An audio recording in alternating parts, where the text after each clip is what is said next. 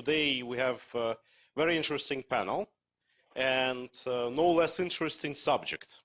Because very unfortunate for me, Russian opposition usually doesn't want to speak about matters of church, religion, tradition, and always is saying that everything that is going in that neighborhood is something reactionary, something that actually slows down Russian development. Many people actually say that Russian Orthodoxy is a curse that was imposed on Russia, which is definitely not my opinion on this. And we decided to get together a panel which would analyze firstly what's going on right now, speak about all horrible things that are happening right now in Russia and with, unfortunately, help of Russia in Ukraine, positive things that are happening in Ukraine and Russia, and what it means for our joint future. So whether there is hope, whether there are progressive changes. So we'll try to cover all this. As usual, our schedule would be first hour we are speaking inside panel, then half an hour we have for questions and answers. Please feel free to ask the most provocative questions. The more tough they would be, the more interesting it would be, the more we will understand the positions of our honorable speakers. But I will start with the introduction. Sarah Makin, we thank you for having you, is a unique person because she was for many years human rights advocate and a filmmaker, but also she worked in the US government for many years, and she even was advisor to President Trump on religious freedom matters in first Trump administration. She worked in the National Security Council. And that's why she can also speak about the circles which are next to the current president on what they think about this. And Sarah was the producer of a movie which is called Faith Under Siege, which I first heard of from my good friend and very well-known Ukrainian pro-Ukrainian American activist Stephen Moore, who unfortunately is not here, but he's right now in Kyiv. That's why he couldn't come, but he is regularly coming here. And those of you who want to actually watch the movie after the panel, it would be here, and I highly recommend because it's a great piece. Sergei CHAPNIN also is an insider. He was working inside Russian Orthodox Church for many years, next to Patriarch Kirill, knows everything from the inside, not as a theory. As a great guy, he was fired after everything that is started in Russian Orthodox Church recently, and right now he is heading Orthodox Studies Center in Fordham University in New York. Okay. And Sergei has authored a report on religious oppression in Russia. And you can find a copy of this report right there where you signed. There are copies of this report. If we will run out of them, we will print more. Just don't hesitate to ask me, and we will deliver more. Also, on your chairs, you would find a statement of one of co-founders of this house and member of the board of Russian Liberation Council, the parent company for Free Peoples of Russia House, Ben Wheeler, our great friend. He's an American guy from South Carolina. And besides his political position, he is a very religious person and center of community in his hometown. He has some family emergency, unfortunately. That's why he couldn't come, but it's a very nice family emergency to have. They're having a baby, and that's why he couldn't come now, but he asked me to distribute his statement, and you can find it on your chair, so please read it. So said this, let's start rolling the bush. And Sarah, my first question would be to you. You know, for me as an insider, as a Russian person living in Ukraine, everything was very clear. It was clear that Mr. Putin is speculating on the religious matters in the occupied territories of Ukraine. There was a lot of oppression on the religious freedom. Inside Russia, stories are numerous, countless. You can read about them in all the media. There are a lot of people from Russia, from different religious groups who were forced into exile, coming into the United States.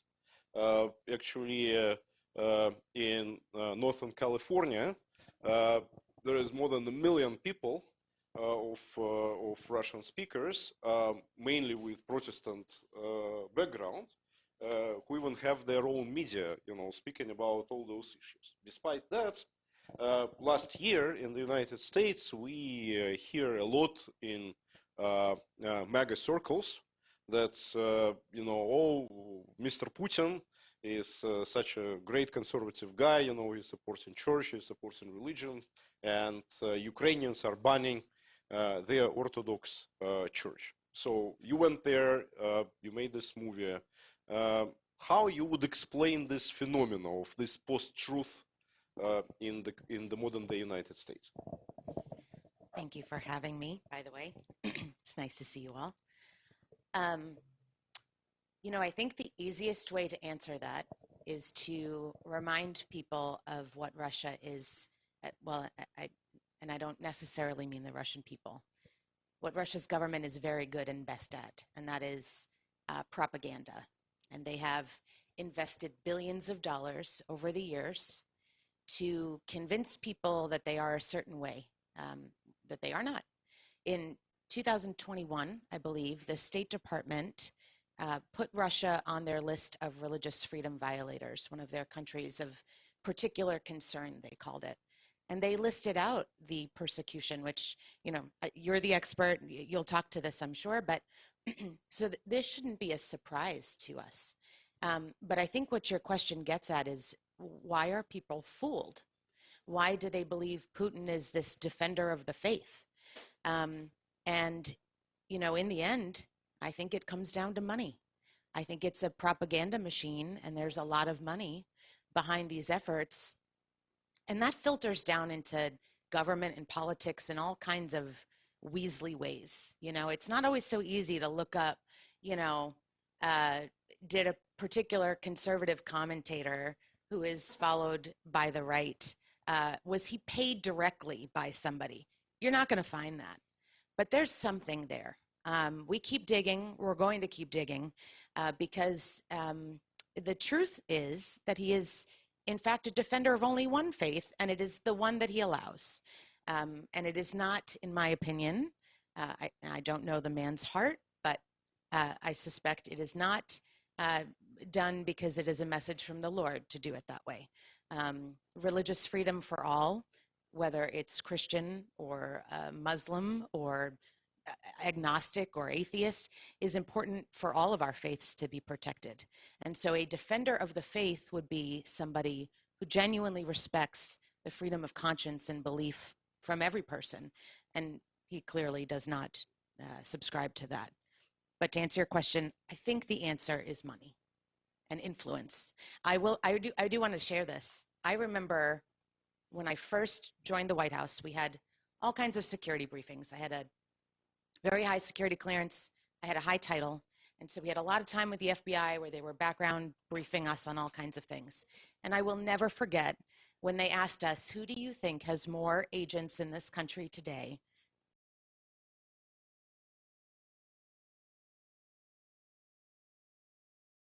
It was like 4 to 1. And they specifically told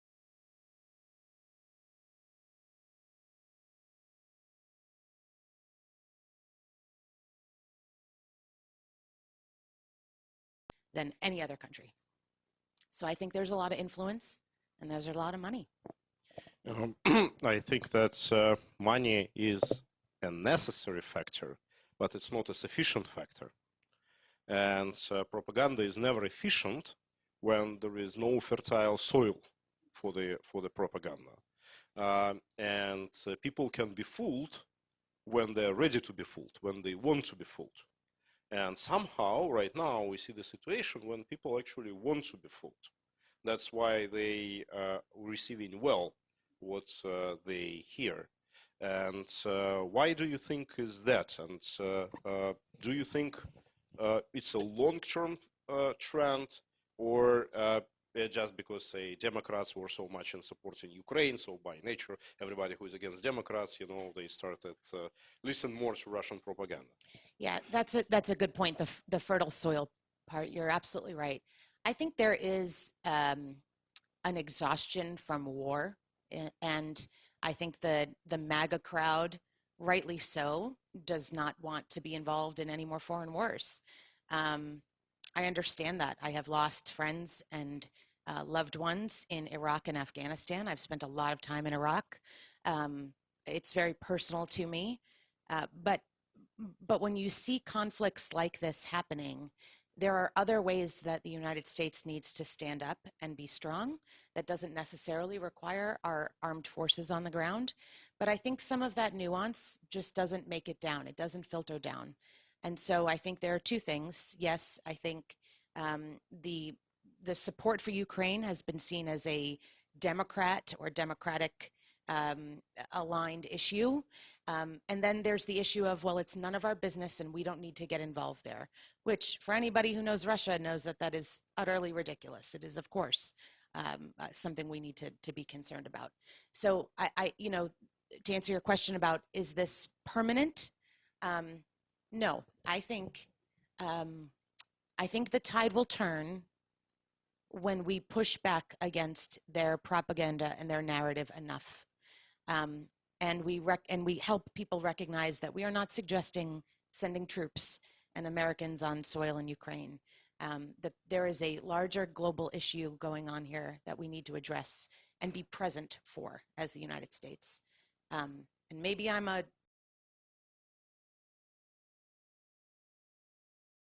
that'll be in a year or 4 or longer than that. But I think we will get back to normalcy at some point. Okay, Sergei, let's turn to you. And I want to continue on the same question. Mr. Putin, from basically very beginning being in power, tried to build a sort of a conservative international. And he always was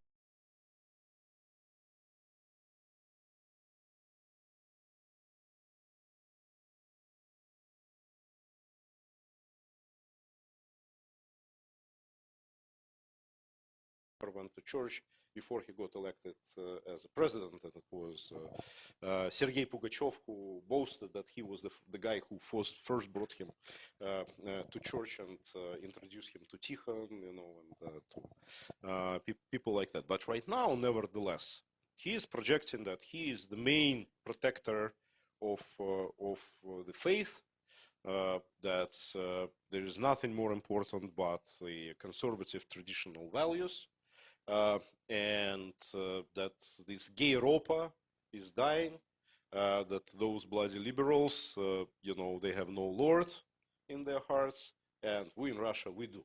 And that Russia is more European country than Europe is, and that's where the values are being preserved and kept and promoted. But if we look at the bottom line, in Ukraine, 50% of the population regularly goes to church.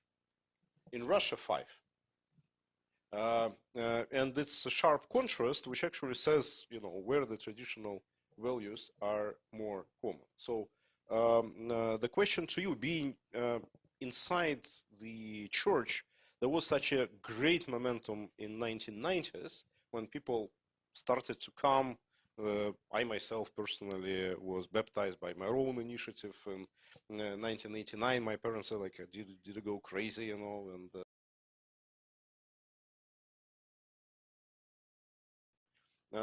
how we came to this situation, and what's the real place of faith and church in the modern day Russia? Yes, thank you for this question. Well, it's actually a long story. It's gonna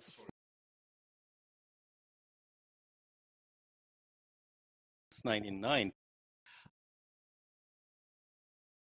Consider the Orthodox in the this is very important because without this background, without this context, it's really difficult to understand what's going on.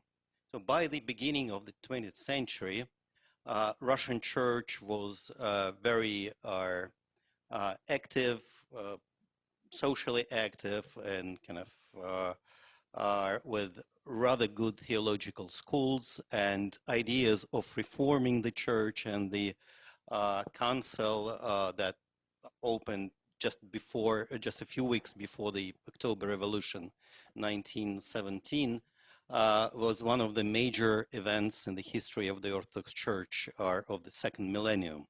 But what happened then?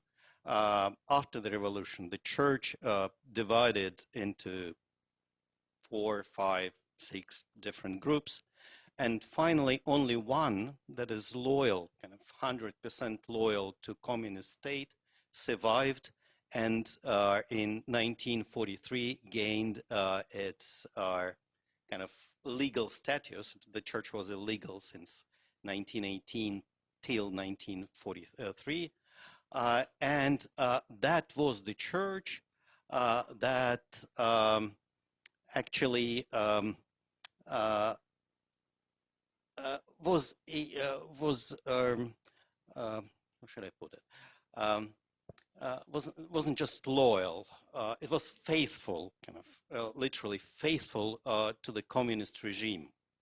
So when we came to the church in late 80s, as young men, we believed that this period is over. Church, now there is no kind of KGB pressure on the church. There is no pressure of the Soviet kind of governmental structures on the church, because they just disappeared, and the KGB wasn't interested in the church since 1990s till 2000s, for more than 10 years.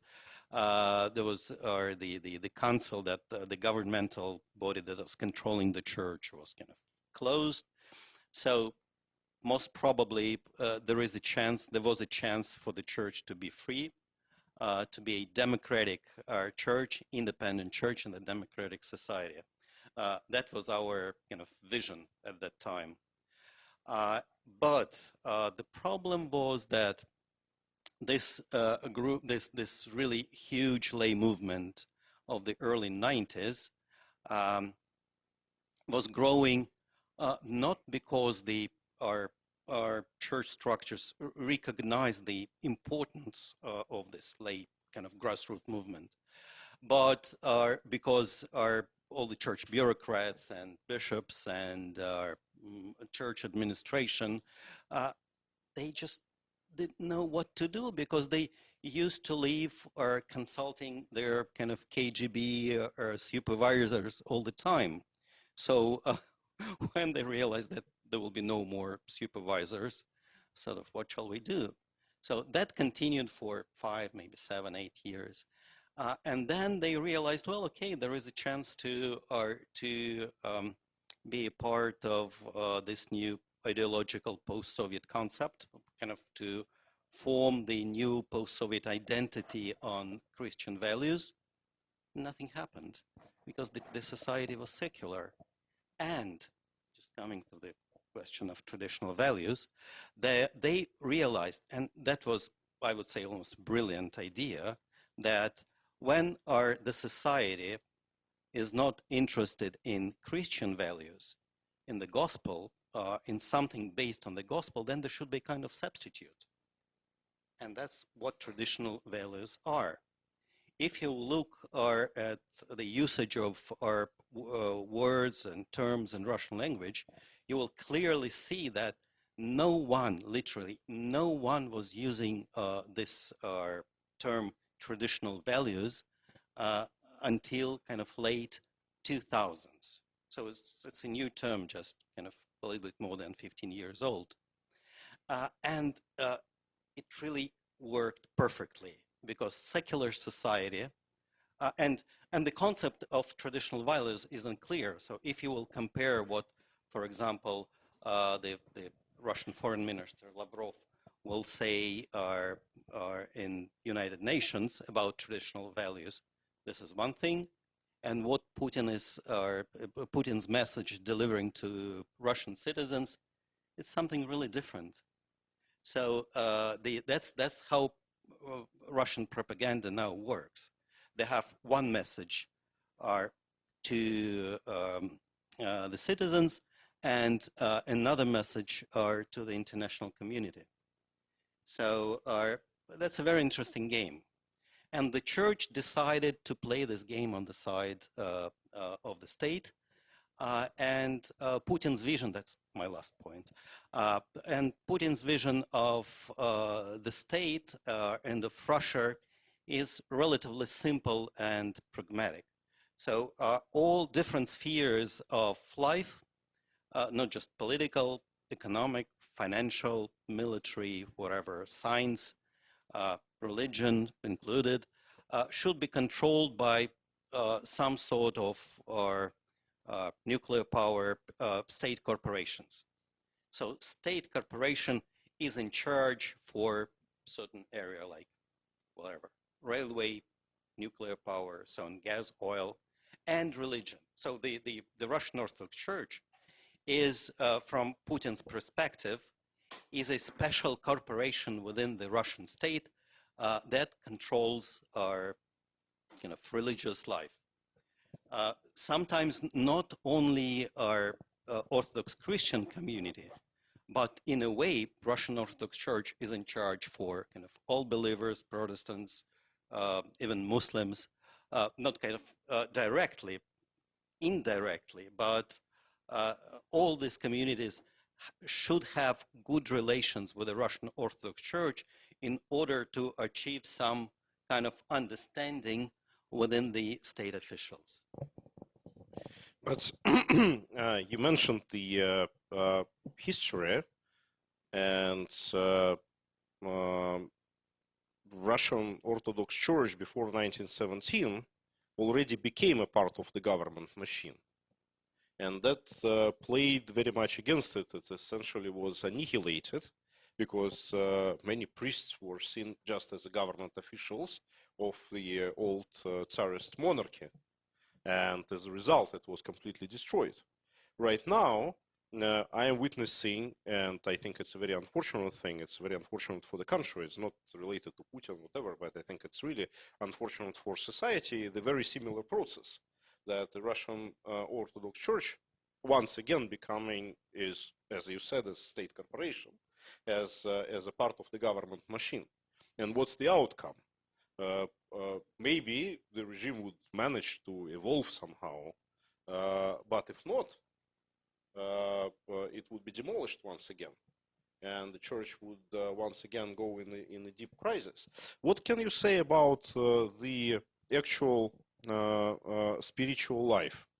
There are certain aisles within the Orthodox Church, but there are also aisles outside the Orthodox Church. There are old believers in central Siberia, especially. And by the way, they are very much connected with communities in the United States, in Oregon. They travel back and forth, and they maintain a lot of links. Also, for people who don't know this, there are more communities east. If we count like east from Irkutsk, there would be more Protestant communities than Orthodox communities. And also that's a factor how Russian Orthodox Church is being built. One of the reasons, again, I'm sorry that I'm taking your time, but just, you know, for people to know, one of, to me, factors of the conflict between the Ukrainian branch and the Russian branch is that, again, half of churches that belong to Russian Orthodox Church were on the territory of Ukraine. It's exactly half. 1/3. 1/3. Ukrainians say half. But okay, you will answer now. Still, it's a significant percentage. So many people argue that the whole dispute is about money, or is coming as donations to Russian Orthodox Church. So for me, the question for you is how how it would be later, but firstly, at the current state, is there any religious freedom in Russia whatsoever? Are there any alternative spiritual centers? Or it's all being oppressed, assaulted by the official structures? Wow, it's a very complicated question because... Sorry, that's our style because even, well, Russian Orthodox Church is huge, so you can't say that it's a monolith. Of course, there are kind of different layers, different kind of currencies, different groups. But what Patriarch Kirill did during our last 15 years as a patriarch, the demand was kind of ideological uniformity of the church. So if you follow directly the line of Patriarch Kirill, then you could have a good position, a good career within the church. If you kind of deviate from that, you will definitely have problems. And finally, we see how priests are suspended and even defrocked for really fake reasons or unreasonable usage of church canons. I would say that make things simple, we have to define two things, or at least two. We have in Russia the official church that is in line with the state. And we have, I would say, a network of grassroots communities that are trying to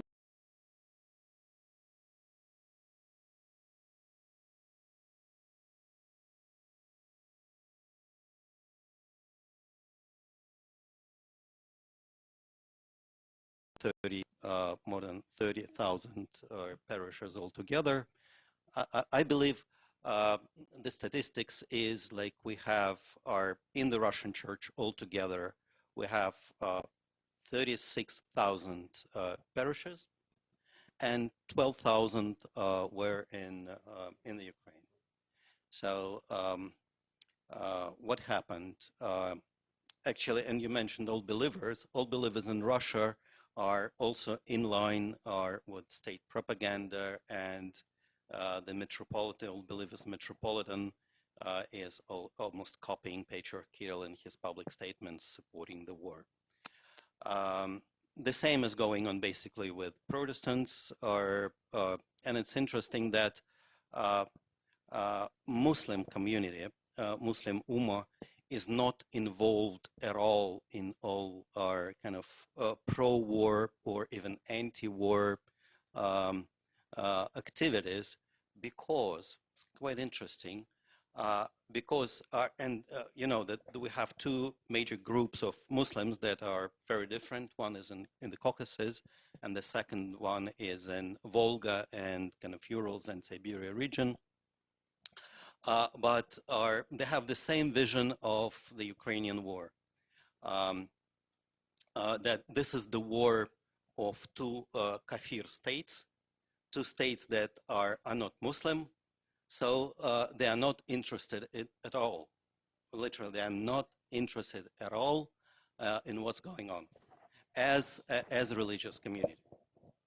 So that is why when I was writing my report on religious persecutions in Russia, Muslims are not mentioned at all. So no one is persecuted because they are not speaking against the war, but also they're not speaking in favor of the war, except a few public statements by the Chechen leader Kadyrov, but that's kind of his, more or less his kind of personal position, more political than religious. The last question, and I will go back to Sarah. When we were yesterday talking about the major threats, trends in the Russian Church, we actually touched very interesting and important thing, that there are right now certain circles which within the Russian elites actually sometimes starting like a cold religious wars between themselves. There is a very influential sect of Aphanids, which covers a lot of people from Siloviki, from security establishment in Russia, and you know, some people say, okay, so that's their private affair, but I witnessed how governor of Kostroma, Slunyaev, demolished the mansion of Kostroma Metropolitan because he denied him the right to put Aphanid icon in the regional administration of Kostroma. It was serious. It was like local religious war. And Kirill had to relocate Metropolitan to Kazakhstan to stop this because the other side was too influential. Our system liberals, they are circling around Sarov and Diveev monastery. There are other circles, the Malafeyev, Dugin, in the Moscow suburbs, they have their own circle of influence. How you see that translates into religious freedoms, and do you think that would play a role in the future development of the church in Russia? Is there any hope associated with this, or maybe a threat? Yeah, of course, you're absolutely right. Within the political elite, there are certain groups that are now deeply, for years, sometimes for decades, are deeply involved in some kind of religious or adventures, wherever it is. Like there is a group of those affiliated with the FSB circles who are traveling regularly to Mount Athos, supporting financially not only Russian but also Greek monasteries, having their spiritual advisors among Greek clergy there. So there is a division with this kind of influential group of the monasteries on Afon Peninsula, and quite some of them do support Russia in this war. There is another group, more liberal, that's right, that is our kind of so-called the Saint Seraphim Brotherhood. We celebrated in the year 2003. Can you give some names? I'm sorry. Yes, for example, from this group of so-called Athonite group are the governor of St. Petersburg is one of the prominent figures, Biglov. From this Saint Seraphim Brotherhood, so-called, it's not the official name, but so-called Saint Seraphim Brotherhood, Mishustin, the prime minister, is a part of that. And that for some time, just to mention how this interplay of religious and our governmental stuff is, the son of the murdered priest, Alexander Mein, who was murdered in September 1990. His son was a minister for a while of JKH. He was the governor of Ivanovo region for a while. Then he moved to... It's like HUD here in the United States. Okay, yeah. House on Urban Development. That's right. Then he was, the criminal case was opened against him, and that was just a, I would say, a soft way to show him that he is not welcome to any, not just state service, but even to any kind of public activities in Russia. He understands that signal perfectly well. I think he's somewhere in Israel now. He's in Israel, yes. But that's, again, how it works when the system would like to, is not ready to kind of to punish someone, but just to threaten. There are also other groups, like within the, like recently died a famous priest, monk priest, Ilya Nozdrin, and he was the spiritual, supposed kind of, his kind of our spiritual advisor to the patriarch, and lots of governors and military officials were also seeking his spiritual advice. He was quite influential, but you know, when someone is getting older and older, on one hand, his spiritual authority is increasing, but at the same time, his kind of physical abilities, his physical state is kind of going down, and our people around usually manipulate this people, and he was manipulated by kind of pro-communist and sometimes kind of pro-Stalin groups. He was, where was that? I don't remember, Central Russia somewhere, the first monument to Stalin. He almost kind of consecrated, kind of blessed this monument. That was in Novosibirsk. No, no. Somewhere else. I don't remember. But it was our Tikhon who was coming there. So. I saw it myself. So. No, he was traveling. He was traveling a lot and making weird statements, kind of political statements, and that was absolutely okay. Sometimes, I think the main point is that the state authority and Putin himself, they welcome any kind of religious support, but that should be 100% support. When you remember in 2012, the Pussy Riot case, when the young women danced on the amber of the Christ the Savior Cathedral and then were imprisoned, and actually that was definitely they should be judged according to the administrative code, but the court switched to criminal code. And from my perspective, the main problem was not that they were kind of dancing on the ambo, but the words of their song.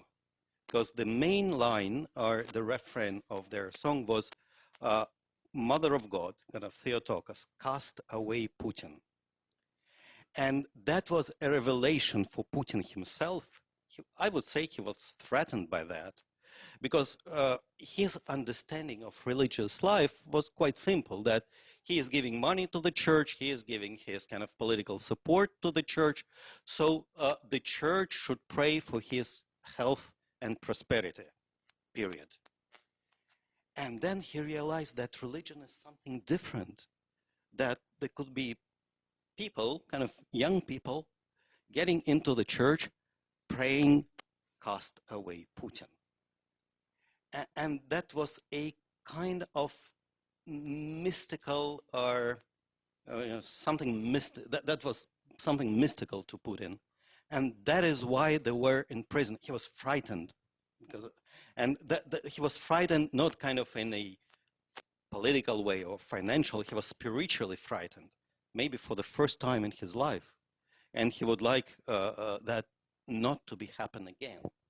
So it's interesting, and I'm sorry for interrupting you, because I want to move on with what Pussy Riot case I wanted to touch later, but just with yes or no, for you, the oppression of Pussy Riot was an act of religious oppression or an act of political oppression? Oh, definitely a religious, and I would say are purely religious. keep this. So we will continue on this. Sarah, I will. But no, it's very interesting because I never thought about this in this way, and I think the form was political, but the essence was definitely religious. interesting. So, Sarah, coming to Ukraine, and it's actually we are continuing with this last question.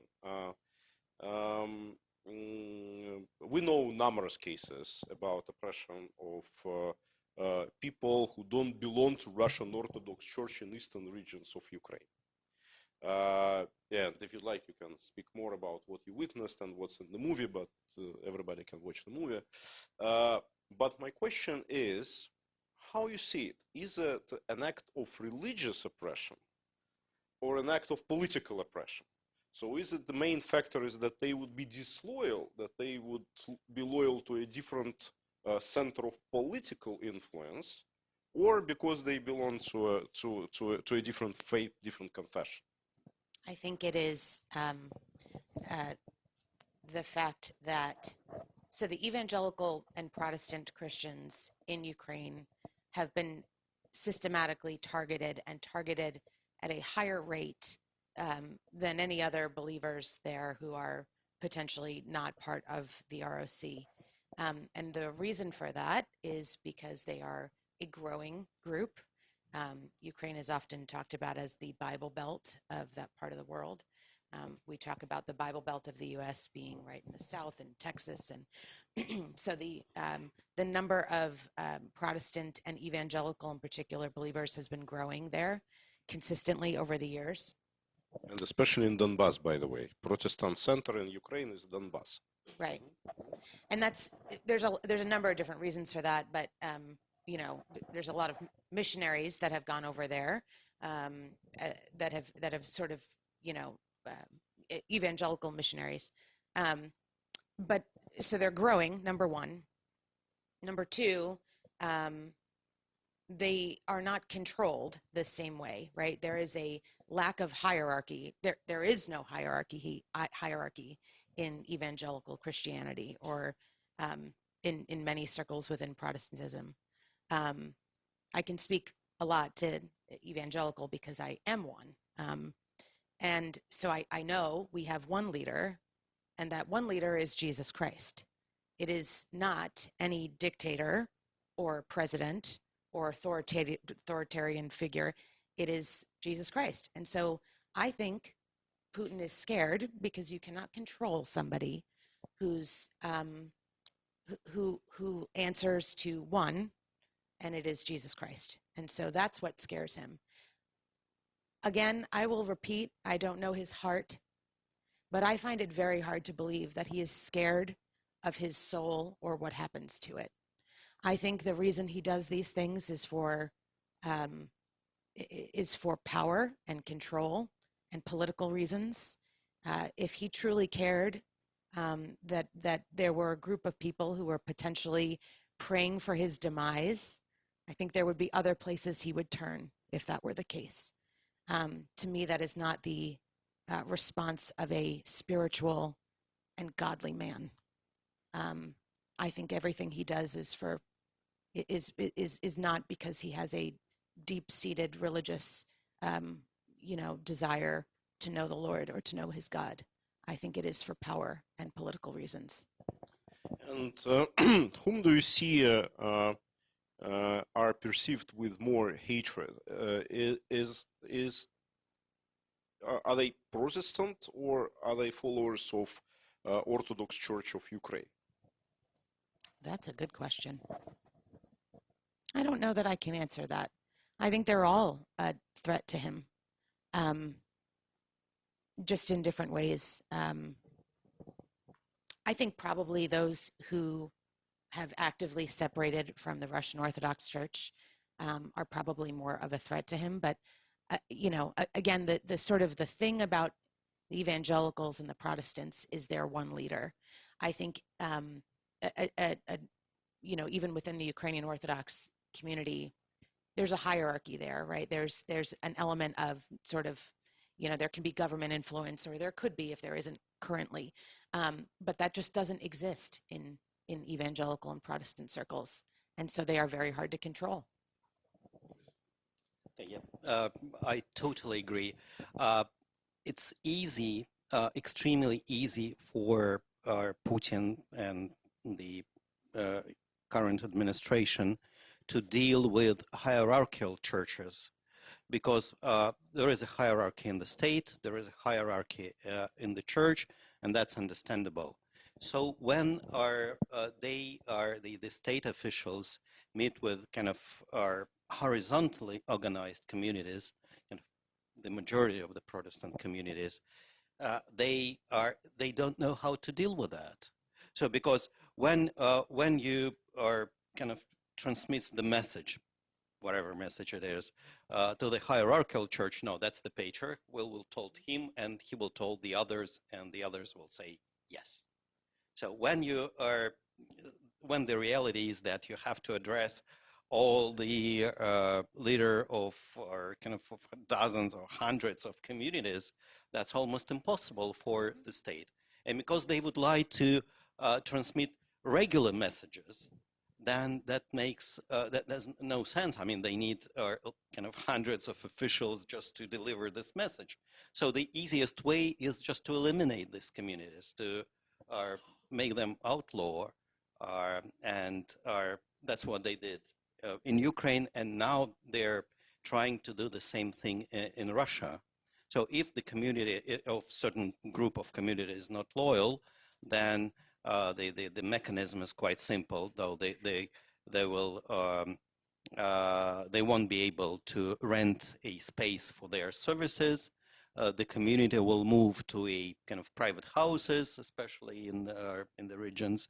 And now there is a new amendment to the Russian law on freedom of conscience and religious organizations, that it's not allowed in Russia anymore to have regular services in private houses. So that will be they will go under kind of criminal code from now. Well, no cases are so far, but the article is already there. And the blasphemy laws, right? Ways. So, but what's happening with those people whom you saw in eastern Ukraine on the occupied territories when they would want, for example, to seek a political asylum in the US? Will they be granted one? Or will US recognize them as subject of religious oppression? We're working on that. Maybe not the refugee part, but recognition that there is religious persecution going on here has been the reason that we created the film, and the reason that we are promoting it so heavily within the United States is we would like American Christians in particular, who share the faith of these people, to recognize what is going on there. Again, I was not surprised. I knew what Russian government did, what Putin did to people of other faiths inside of Russia. So I was not surprised to see that it was being brought to the occupied regions of Ukraine. But American Christians seem to not understand that those people either exist and live there, and that there are a lot of them, but that they are, that they are not allowed to worship anymore. They're not allowed to worship in their homes. It's all been banned, and they risk imprisonment and torture and murder at rates significantly higher than any other communities there. I think the numbers showed that a Protestant or evangelical leader was 11 times more likely to be killed and attacked than any other religious figure in the occupied regions. I believe the number is now up to 49 murdered pastors, 650. I forget exactly the number of the destroyed or shut down churches, and again, it's all just because your point is well taken. There's no way to control them or to spread a message. It kind of makes me wonder, why are we accepting the fact that this is a system that believes a religious institution is an appropriate vehicle for political messaging or for state-sponsored messaging? It is not. It should be the one, that's what the freedom of religion and belief should be all about. It is the one place where that doesn't happen, where you can be free from that. And unfortunately, not only are you persecuted for your faith under religious or Russian authority, but they use the church for their benefit and to spread their message. And that's the antithesis of the religion, freedom of religion. But like, whether we like it or not, but religion is the political factor. And that's the fact in many countries. It's definitely the fact in the United States, but it's definitely the fact in both Russia and Ukraine at the moment. And in 1918, there was this process of acquiring Thomas for Orthodox Church of Ukraine. And there are many Russian pro-government media were saying, "Oh, that's another CIA plot. That's a treason."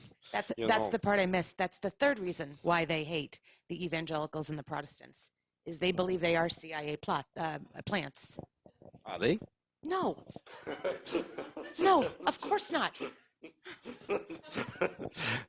But when previous year there was this voting in the House on the military assistance to Ukraine, I believe what played a real role, an important role, are the visits of Ukrainian evangelicals to see Speaker Johnson, and he was very emotional about this, and that we don't know whether that was the last straw or not, but it's definitely influenced his mood and decision. What are their current attitudes towards what's going on in Ukraine? Speaker Johnson is one of the most active Trump supporters, and a lot of those people are very skeptical.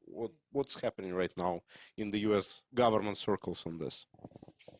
I do think that those visits from those religious leaders impacted Speaker Johnson, and I'm grateful that they came and that they talked to him.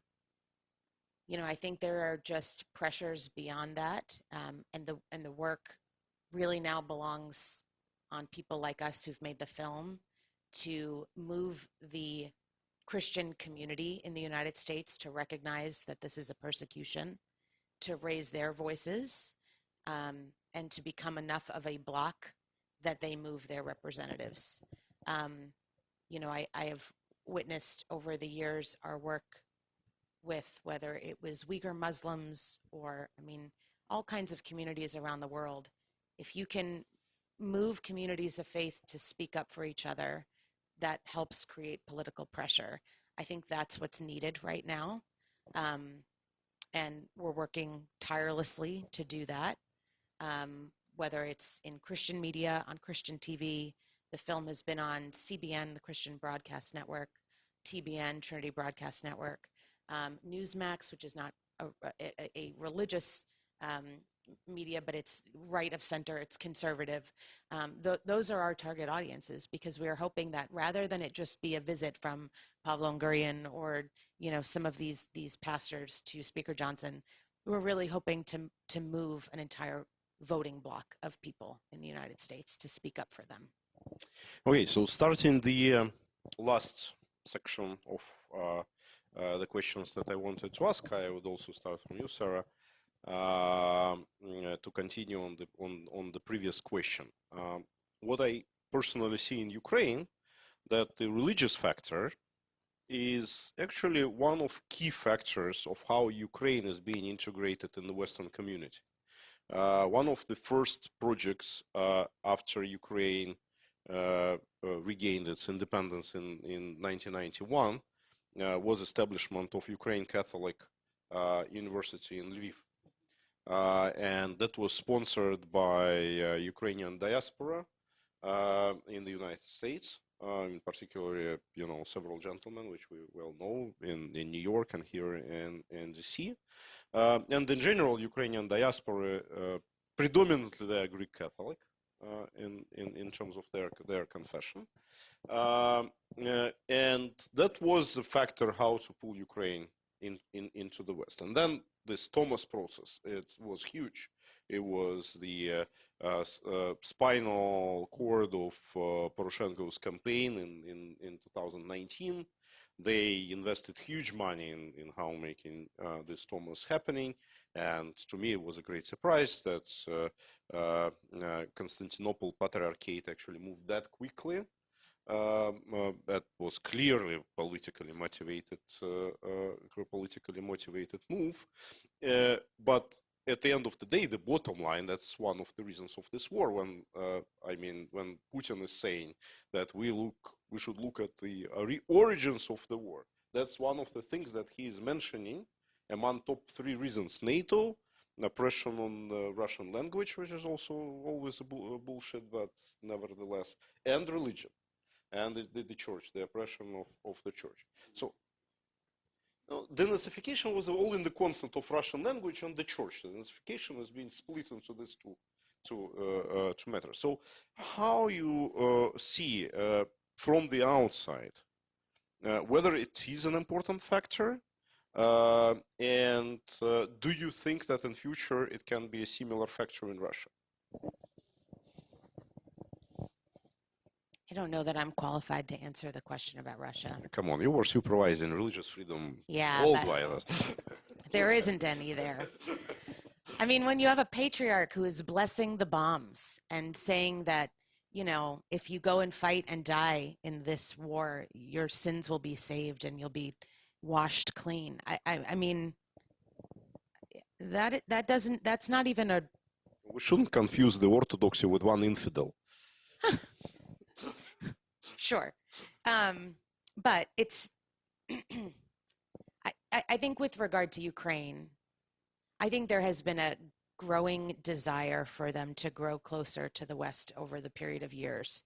And I don't know if that is, I don't know the answer to this question, whether it is the church that leads that or that leads to a more of a disparate kinds of church groups. I tend to think that the reason the evangelical churches or the Protestants are seen as these CIA plants is because a lot of the missionaries come from the United States and they go elsewhere and they go to Ukraine and they've been there for many years. There's 1 or 2 of them in the film that we talk to. That's a calling that they have. And, you know, I think that what they've been able to spread is a freedom that perhaps these people didn't have or know before. And so I think the chance for Ukraine to continue growing that way is strong. Whether that can ever exist in Russia, I think depends, you know, on how that government decides to continue operating. I don't, you know, I feel for people who live within that country who are evangelical believers or Protestant believers and fear for their lives to worship that way and can't in private. I can't imagine a more deeply held personal belief that you can have and having that trampled on by the government and told you can't do that. So I don't see Russia being able to grow closer to the West when they have their foot on the neck of people like that. I don't think it's possible.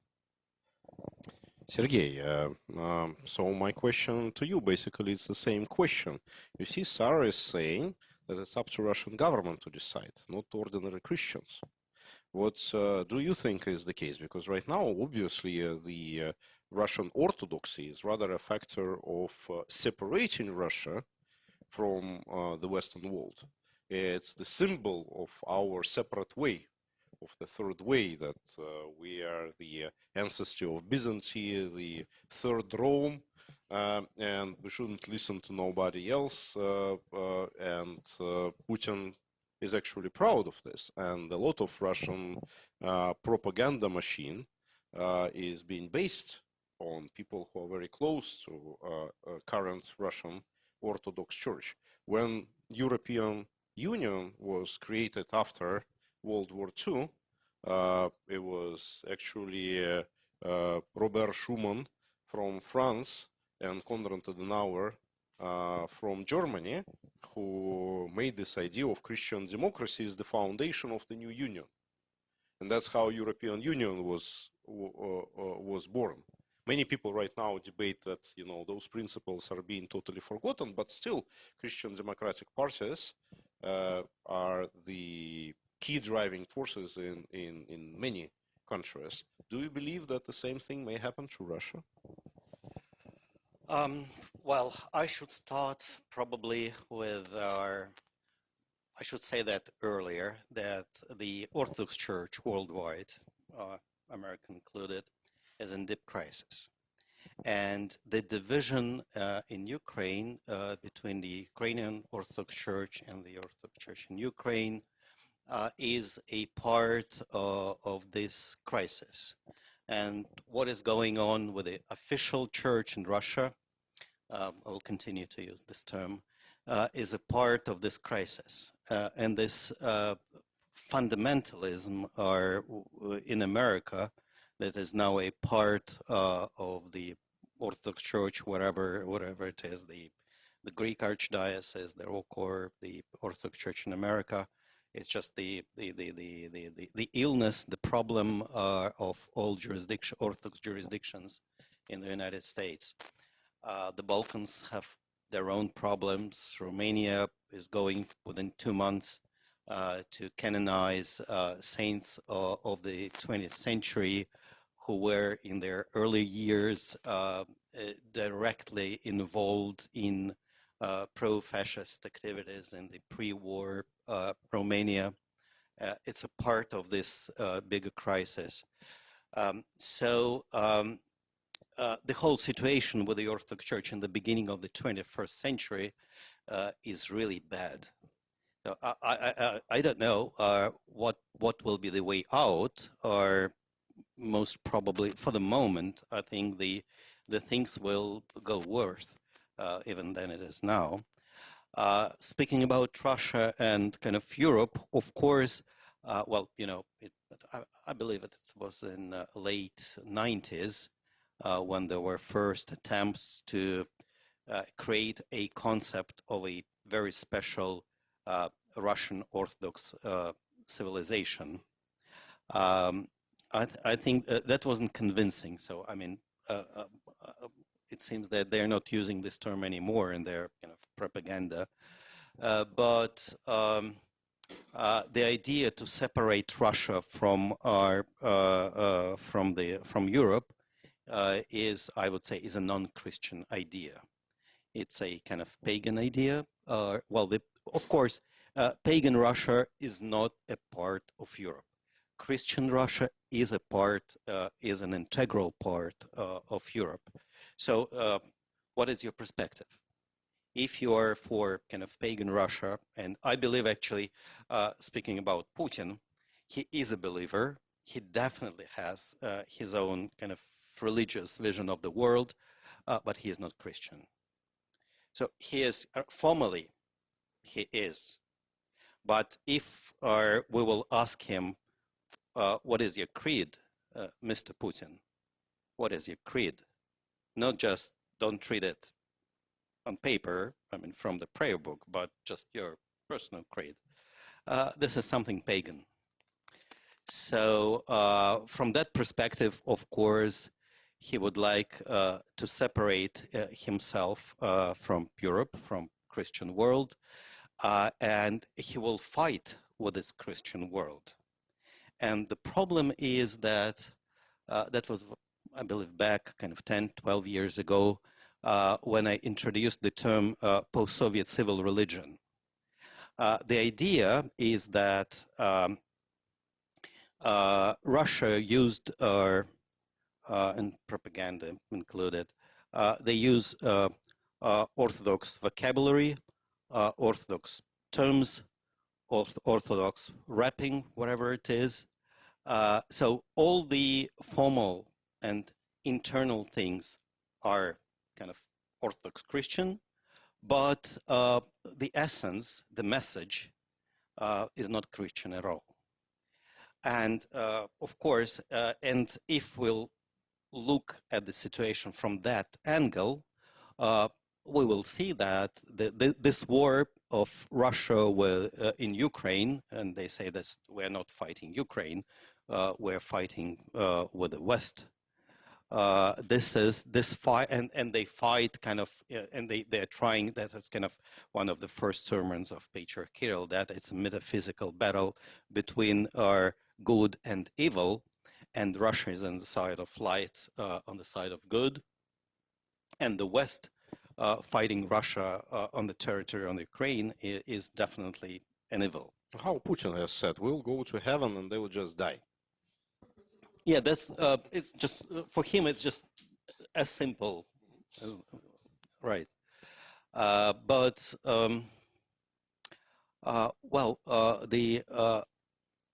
I'm afraid that the main problem of the church in Russia is that the official church totally agreed with this message and with this situation.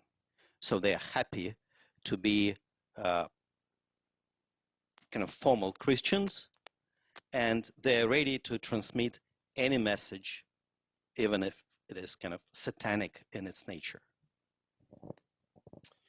Thank you so much. As I promised, exactly 1 hour we are talking. So now I wanted to open the floor to questions. My kind question, firstly, speak in the microphone. And secondly, no pressure, but if it's possible to introduce yourself, it would be appreciated. So, he was first. My name is Andrei Sarafanov. Sarah, we are actually colleagues by my work in for government. Anyway, my question is mostly to Sergei, and I want to touch the base which you already slightly, in my opinion, touched about so-called Russian Orthodox Church abroad. If I am correct in this terminology, actually, I feel the question is actually much deeper.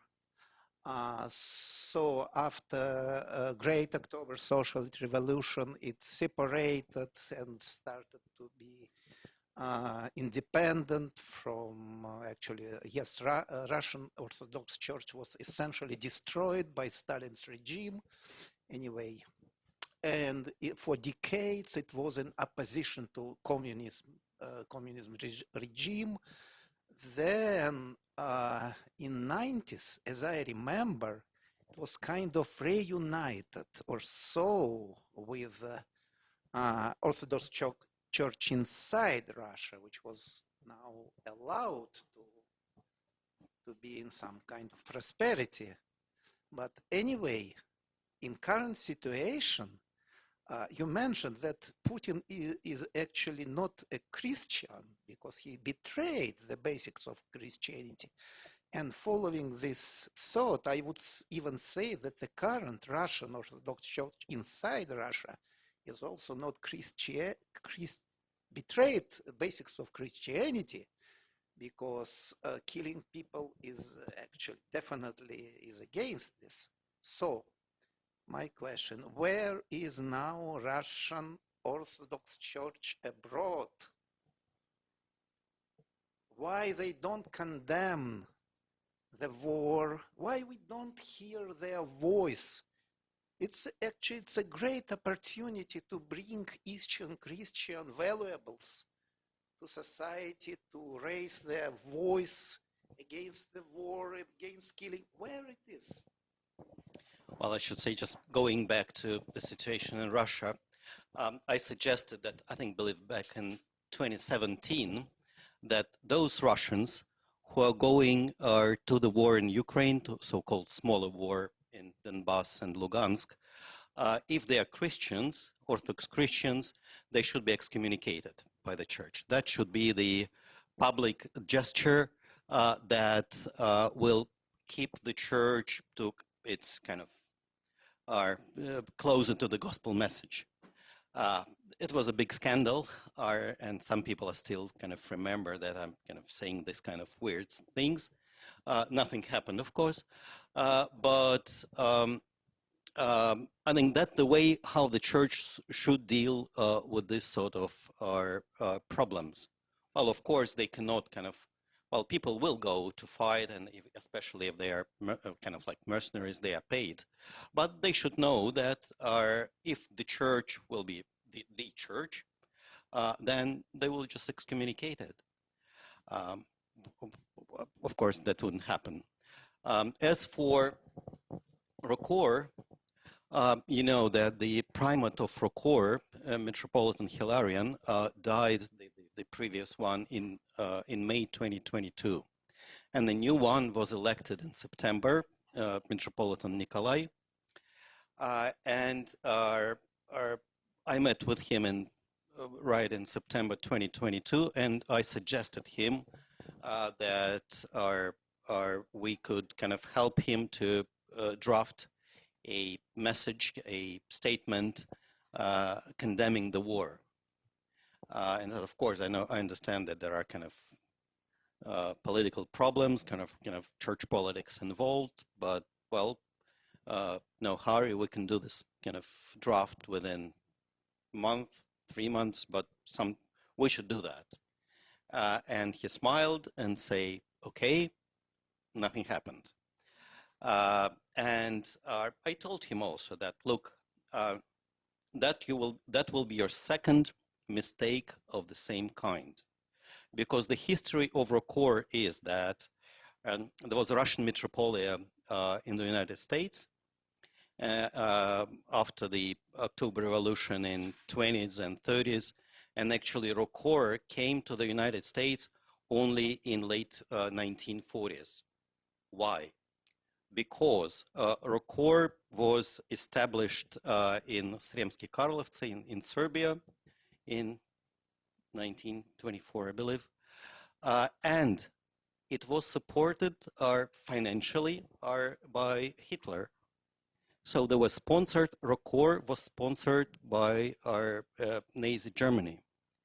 And when our Germany was defeated, all these guys from Rokor, including bishops, they moved to the United States.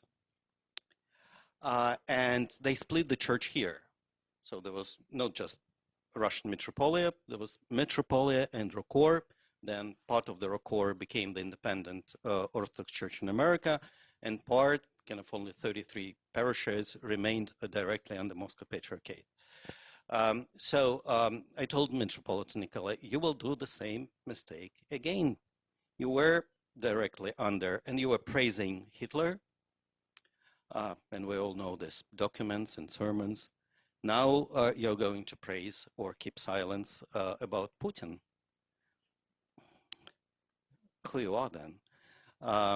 So what happened actually in Washington, D.C., there are two Russian parishes. One is the Rokor parish, and the second is St. Nicholas Cathedral OCA parish.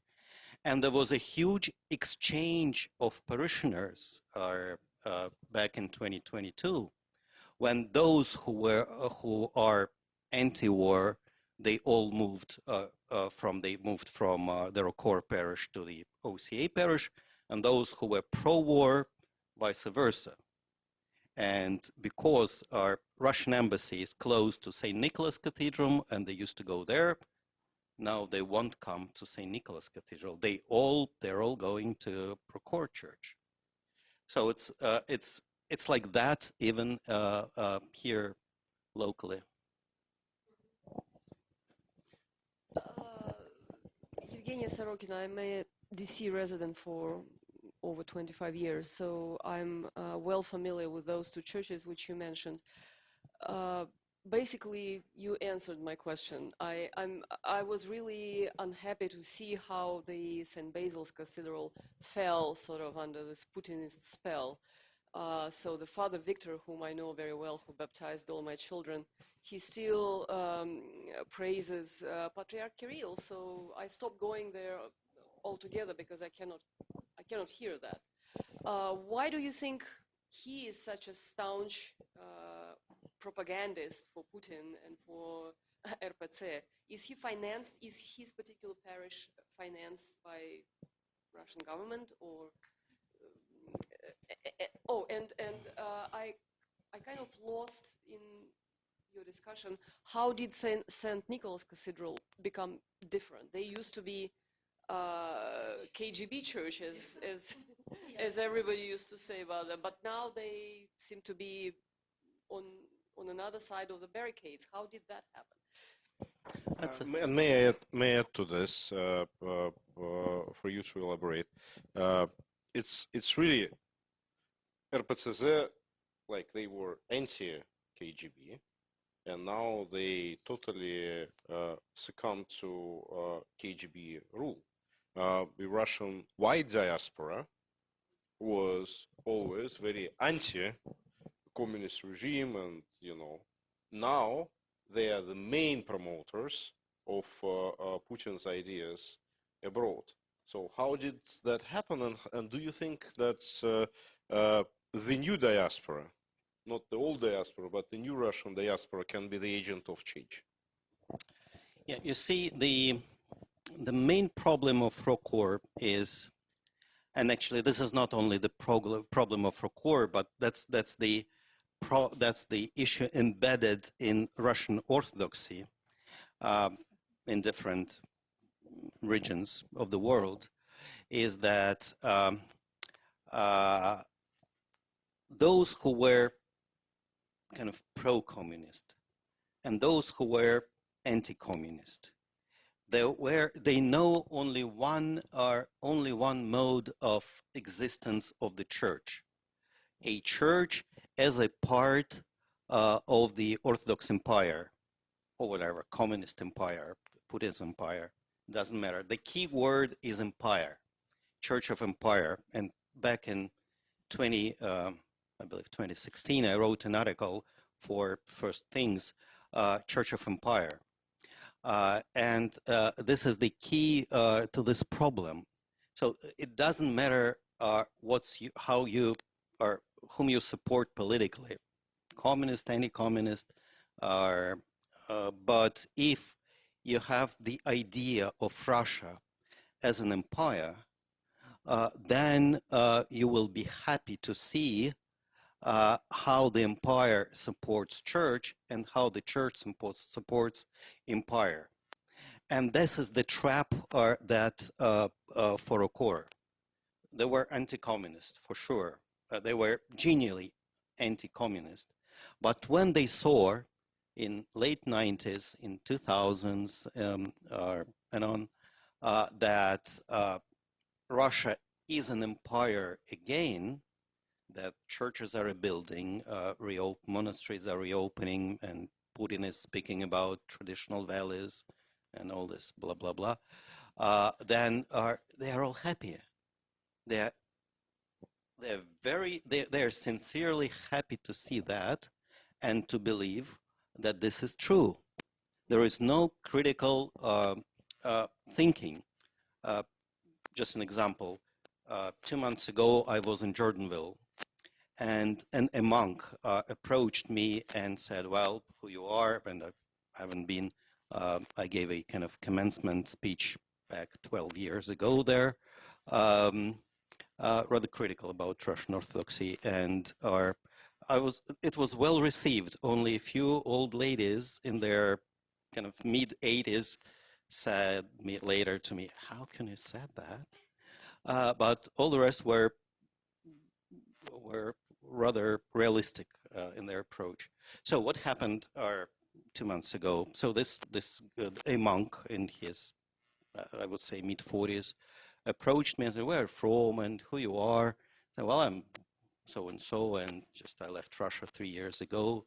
I said, I was traveling in Russia back in 2017, all these monasteries, all these golden domes, all this kind of wonder-working icons, people in the churches and all that. And so it's so beautiful. And then his conclusion was, and you don't like all that because you left Russia. And my answer was, look, there are two perspectives. You can look at all these golden domes are kind of working freely on the streets, or you can look on these domes from the small window in the prison. So that's what would happen with me if I will go back. And he was so surprised.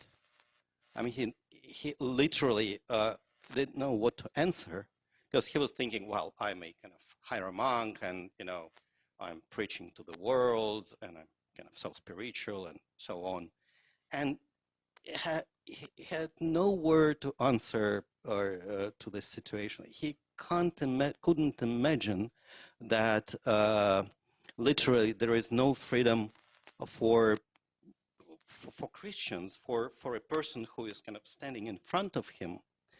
I hope that was I challenged him. Thank you. More questions? First, Carl, you.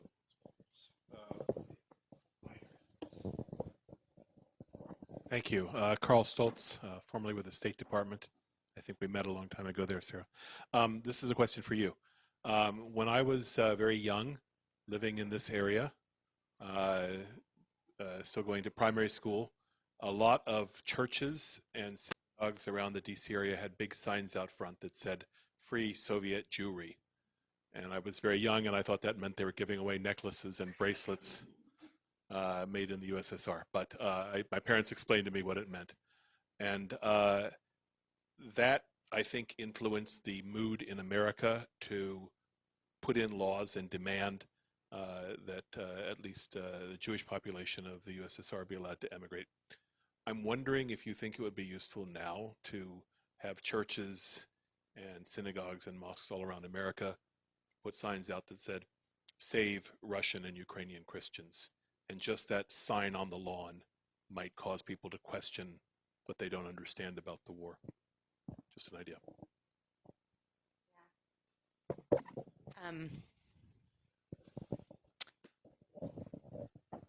So I worked a lot on the Afghan withdrawal and getting religious minorities out of Afghanistan. Former Ambassador Brownback and I took a 3-month time off of work, and every day we had meetings and calls, and we evacuated thousands and thousands and thousands of religious minorities, many of whom are now potentially being sent back.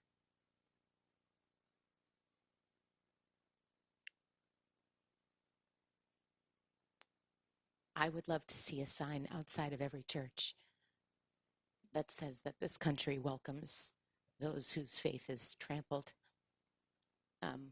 I would love to see it for Russian and Ukrainian Christians.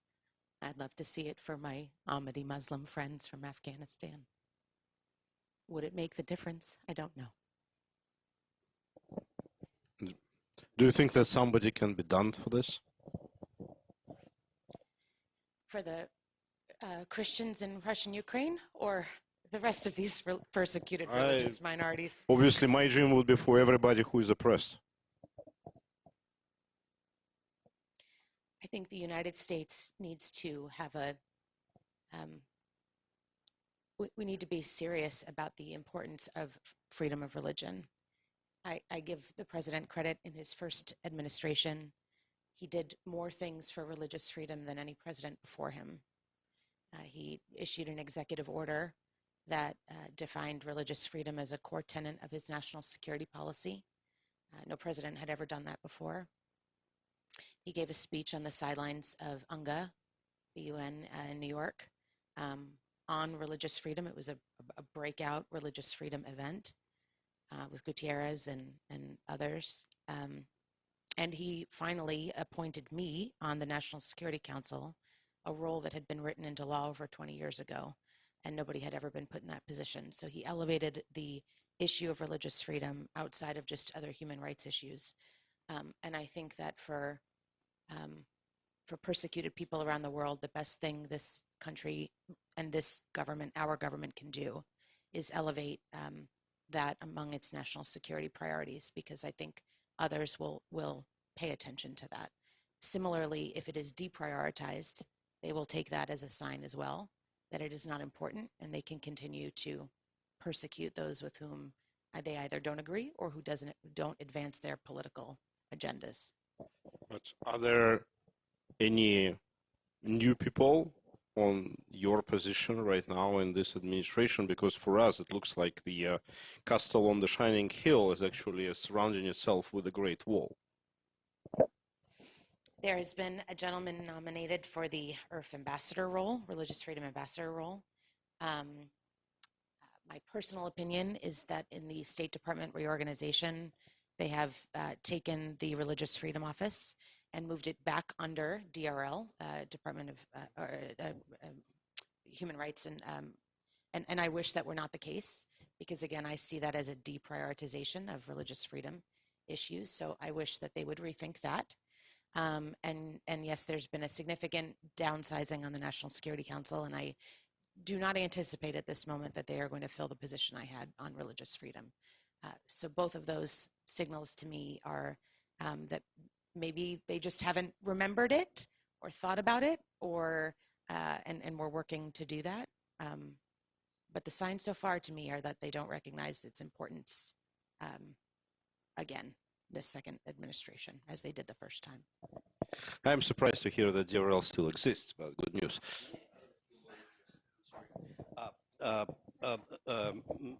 This is a part, that's a very good question, because the problem is silence. There are no documents, no from the other Orthodox churches, nor from the ecumenical organizations, nor from the Catholic Church, nor from the Protestant churches. Silence. So, and this is a part of my kind of conclusions and recommendations section in this report, that our Christian communities, other religious communities in the world, in the United States, they should be more vocal about this. There should be statements, there should be prayers for those who were persecuted, both in Russia, in the occupied territories. There should be an ongoing process. And for example, in my parish in Sickliffe, Long Island, those who are now in their mid-50s, when they were children, as members of the parish or OCA parish, they went to protest to the United Nations, or the ambassadors' residence on Long Island of Soviet Union. They protest there, and nobody is speaking about that anymore. And I think we have to bring back this awareness. That's very, very important. And that's what we can do on our just grassroots level. And encourage, of course, we know that the core bishops won't say anything. I'm afraid that even OCA, bishops of the OCA will keep silence, because I'm trying, in mid-July, so in 2 months, there will be an All-American Council of the Orthodox Church in America. And a month ago, I wrote to Metropolitan Tikhon, the primate of the church, and sent him this report saying, well, look, let's do a presentation. Silence. I wrote a follow-up email. Silence. I met him last week in St. Tikhon's Monastery in Pennsylvania. I approached him. Did you receive my email? Yes. Do you have an answer? No. So I met him next day, kind of did something change? No. So most probably they will just keep silence. They will not say yes or no, but silence is no in this case.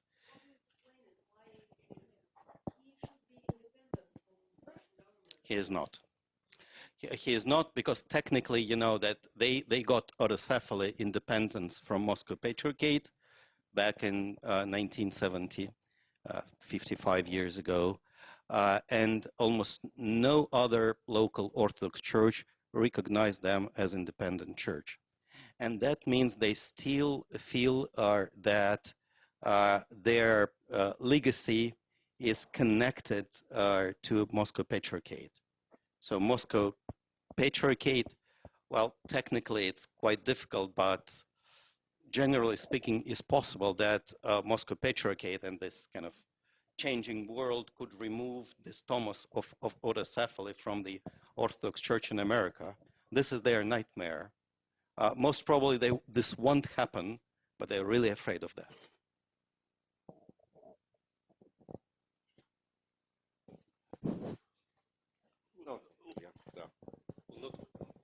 not sure that this thing works.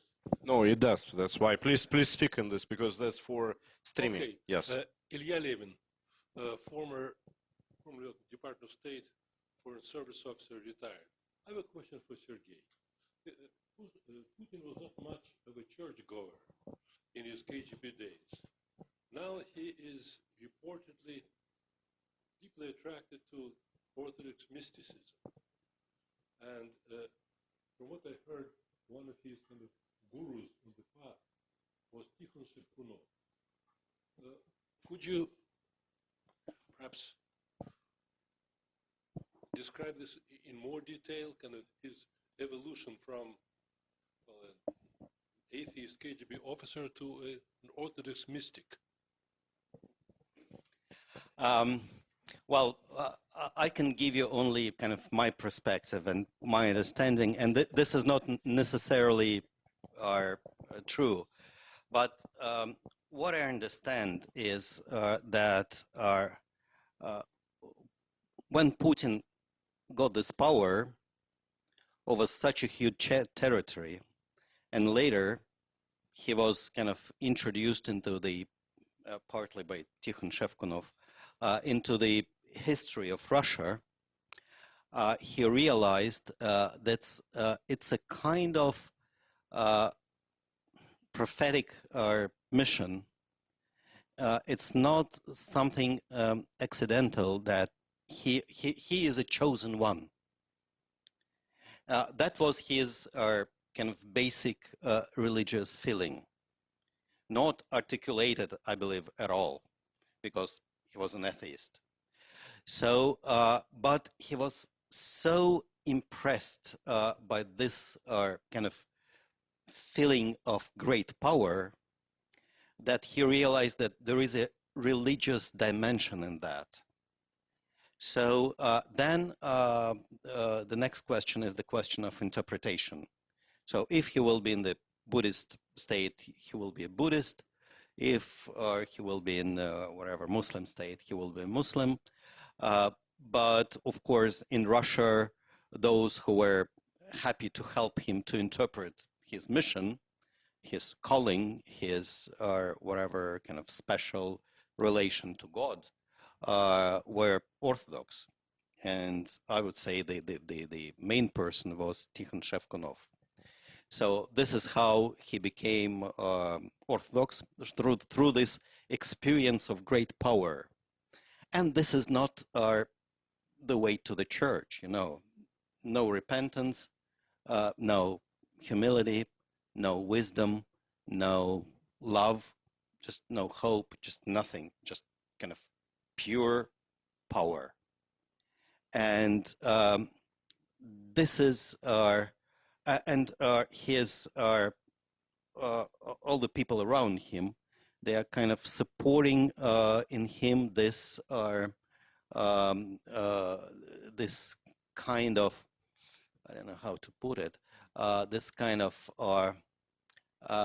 religious interpretation of his mission.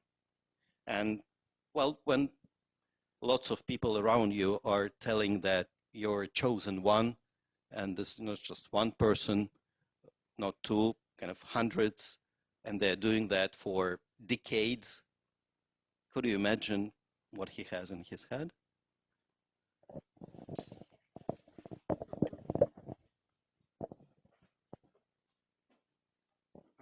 My name is Igor Temasov. I have a comment, but then a question. I think many people do not appreciate, underappreciate relationship between money and religion. Many religions started when they were like just gathering a few parishioners, but then they developed in big organizations. And one of examples, I think, is Catholic Church. During French Revolution, you know, Napoleon thought that, and many others after that thought that Catholic Church is too rich for its own good, and they nationalized a lot of property, destroyed many monasteries and abbeys and churches, and not only in France but in other countries. And Look what happened during October Revolution. Also, a lot of monasteries thought, like they accumulated too much wealth. They were too closely related to the power. And it is possible that, like this cycle is repeating. Now, Russian Orthodox Church has accumulated enormous power and wealth, especially compared with, but unlike Catholic Church, it's not very much into charities. When, there was a Reformation in Europe and Catholic Church was abolished and people moved to Protestant, it turned out that there were no public social services because Catholic Church provided them, and it would take like decades or centuries to establish, welfare services that Catholic Church. Russian Orthodox Church is not famous for it, at least at current stage. And I think it would be interesting to hear Sergei's opinion and also Sarah's opinion, because here, some mega churches are so rich that, especially after Trump mentioned taking away tax-exempt status for, elite institutions, that the next tide might come to churches. So I would be interesting to hear your opinion. Thank you. I think the post-Soviet Russian society had a feeling kind of really guilty when they realized how severe persecutions against the religious communities, and especially the Russian Orthodox Church, were starting from Red Terror in 1917-18, going to the Big Terror and further on. So after the collapse of Soviet Union, this new vision of history, in a way, played a bad joke with the church. So the intention was good, that, well, after all these persecutions, church survived. So the society, and especially the state, is guilty before the church. So they should return the property, they should return the our values, kind of icons from the museums, and so on, and in a while, this official church, I'm referring to, to the church bureaucracy, they realized that they could play with this, saying, well, give us more, give us more, give us more. Okay, just we want this, this, and this, and this. There was no formal restitution in Russia, but in fact, the only organization that really benefited on the really great scale from restitution, informal restitution, was the Orthodox Church. What happened then? The situation in Russia is totally opposite in terms of property to the situation in Ukraine. In Ukraine, the laws about the religious organizations are, I would say, almost perfect, because they say that the main religious institution is the parish. So only the parish is considered by the state the real religious community, and the community owns the building and and that is why when, for example, now there are a lot of expectations, or that the Ukrainian church, the Ukrainian government will close the Ukrainian Orthodox Church Moscow Patriarchate. It's a process for decades, because they have to close all, I don't know, say 8,000 churches one by one. Could you imagine what a pressure on local courts? In Russia, the situation is totally different. all the property, all this, I don't know, say That's why 30,000 it's easier to shut it down. Eh? 30,000 or 40,000 buildings are all over Russia. They belong to the unified religious organization called Moscow Patriarchate. Nobody knows, and the Ministry of Justice never revealed who is in the board, who is the founder of this Moscow Patriarchate organization. There were a lot of attempts by human rights activists, by different lawyers. Now it's classified. But this small, unknown Moscow Patriarchate organization owns everything, and it gives kind of zero whatever ruble rent all the buildings to the dioceses, and dioceses gives this property to parishes and monasteries. So technically, the grassroots communities they have nothing in kind of real possession. And if someone, a whatever benefactor, donor, builds a church, church officials will never consecrate it, or of course there are some exceptions, but as a rule, they will not consecrate the church and appoint a priest there until the property will be transferred to the official church. So that's the answer about money. So there is a unknown group within Moscow Patriarchate who actually is one of the biggest landlords in the country. And I believe that should be changed. As for charitable activities, of course, the history of charities is all the charitable activities, actually all the activities outside the walls of the church were prohibited in the Soviet Union. Strictly, the church wasn't allowed to do any charities, any religious education, nothing. So they have to not just to revive, but to build this system of charities, kind of starting from nothing. No experience, no money for that, no facilities, just nothing. And I think the church, and a lot of things happened on the grassroots level, again. There were a lot of charitable activities, wonderful, I would say, kind of local activists did a great job. But also, this is not only within the church. So, of course, the church put pressure on everything. There is no freedom, at least for the last 15 years, within the Russian Orthodox Church.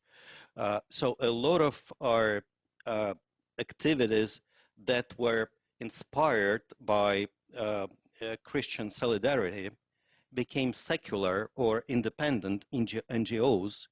And we did a research, I think back kind of 6-7 years ago, and we were surprised how many are people in the kind of just in a regular NGO. They were inspired by the gospel, clearly, and that all yeah, well, for the in the post-Soviet Russia, yes, of course. The context is totally different.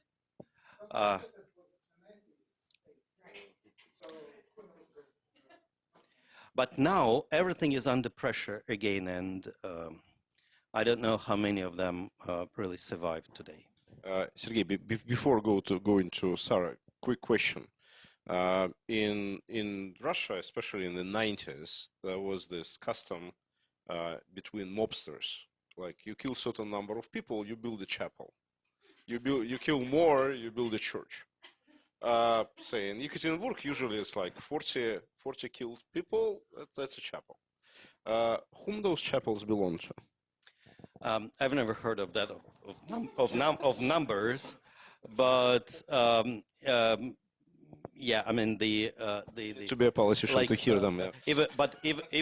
Even in Moscow, there is a church built in Solntsevo, our region, and this church is actually still controlled by the members of the gang, and the priest there is kind of really limited in what he can do. So yeah, that goes back into the 90s. Well, who owns them? Who owns situation with chapels is different. Well, if there is a chapel and there is no altar in it, so you cannot celebrate the liturgy inside, then it's kind of much more flexible. That could be in a private possession. But if there is an altar, and if it's a small church, it could look like a chapel, but it's a church.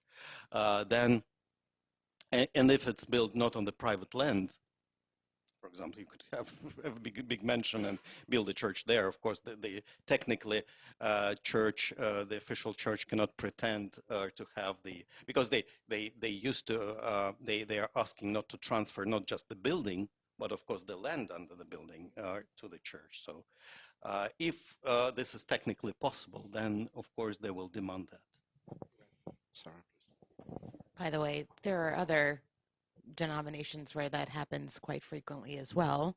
My family are Italian immigrants to this country, and No, the reason why I was asking Yeah. this question is we're really thinking about reform Yeah. of the church, and we are thinking about if a Congress of People's Deputies actually standing on the position for actually giving the property of the churches to the local communities, so that with the same model as Ukrainian model, and that's a very, to me, it's a very powerful way how we can actually reform Russian Orthodox Church. But that's the Yeah. collision, because I can imagine, if I'm the mobster, I'm the mafia guy who constructed this church, and then somebody is telling me whom I should control the ownership to. It's like, there can be more blood. and I mean that happens in the Catholic Church. I think the way I sort of heard your question, or at least the part about the church and wealth and influence, I think, first of all, you cannot compare sort of the global Catholic Church or these other large denominations with these evangelical free churches, even what you would see as a megachurch.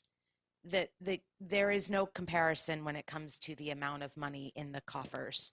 I had the opportunity to meet Pope Francis in 2012. We had an audience with him in January of 2020, and took the opportunity to encourage him to be like JP2 and what he did in Poland, right? And how he and you can be that kind of an influence in South America where there's horrific Christian persecution going on. Point is, he wasn't interested. But the Catholic Church, because of their wealth, in part, has tremendous influence and always will, right? And so, so for that reason, we went and tried to encourage him to do that, right? The same does not really exist in an evangelical or even, Protestant community. They might be independently wealthy, these churches, but the majority of them that are anything worth their salt are giving the majority of that to missions and to social services and other things, and providing those social services. So the sort of wealth or the influence of these mega churches is not at all like any of these others, right? It's far different, and I think it's not comparable, which goes back to your question about why does Putin hate them so much. That's a great reason. There's they're not paying anybody off. And again, I'm not speaking for all of them. I'm sure there are bad eggs. There are. But in general, that is what the movement is really, that's what it is. It's a missions and social services movement in many ways. So my hope is that their influence, and I saw this in the first administration, is more of a we will go to the ballot box and vote for you. It's not a money influence. And I hope they continue to have that kind of influence. If they do, and if we can get the message of this film to people like that, especially in this country, I think we have a better shot at this administration recognizing the persecution. Friends, we are working for an hour and 45 minutes. I personally very much enjoying this. But you have any more questions, or should we go in a more informal? Okay, then before we conclude, very much I want to thank our distinguished panelists, in taking part in this. I personally enjoyed this very much. I hope you do it as well, and I hope you do as well. But all good services end with one thing. Guys, please, this QR code is a way to donate to our cause. Don't forget about this. All donations, even very small ones, are really appreciated. They're all being used to finance the next events and the food. And our esteemed managers, Evgeny, where's Ben? Ben is also here. Thank you very much for this.